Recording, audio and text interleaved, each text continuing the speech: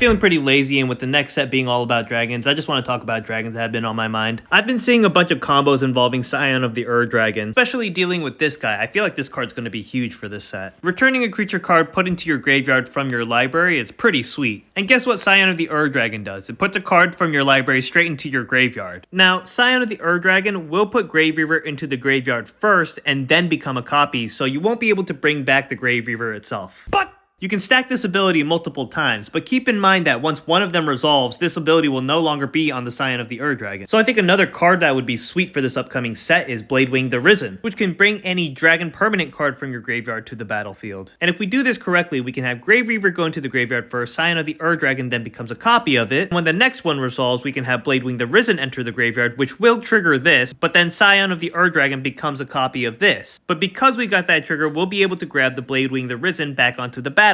Now, because Scion is a copy of Bladewing, we'll have to put one of those in the graveyard due to the legend rule, but then we get this trigger right here, which then can have us bring back the Colossal Grave Reaver. And if we had enough for a third activation, that's another dragon we can pull out and then put straight onto the battlefield. And I think an underrated dragon right now is Marit of the Frost, because Changeling means that this is a dragon in any zone. And not only that, it will enter as a copy of any other permanent you have on the battlefield. If you have Bladewing the Risen on the battlefield, you can make it a copy of this, and because this enters the battlefield, you will get any triggers from that. But since they are both legendary creatures, you will have to put one into the graveyard before that trigger hits the stack, which means it can be the target of its own trigger. So you could just loop both of these back and forth from the graveyard into the battlefield. If you had enough for 4 activations, you can make one of those grab a Terror of the Peaks out of the graveyard onto the battlefield and just end the game that way. But make sure you get that card onto the battlefield before you start this combo, otherwise that ability will be stuck waiting on the stack. Now, I don't think this combo is amazing or efficient. I mean, that's like 13 mana to do all of this in one turn, but I think there are a lot of cool stuff here that people might be sleeping on. Bladewing is still hovering around $1, maybe around $2 right now, so I feel like this is a good pickup. And I just want to mention these cards because I feel like people forgot about them, but there are Changelings with Champion for a creature, which lets you exile a creature underneath it, and then when it leaves the battlefield, it comes back. I feel like there's some sort of weird loop that you can do with these things, so there's that.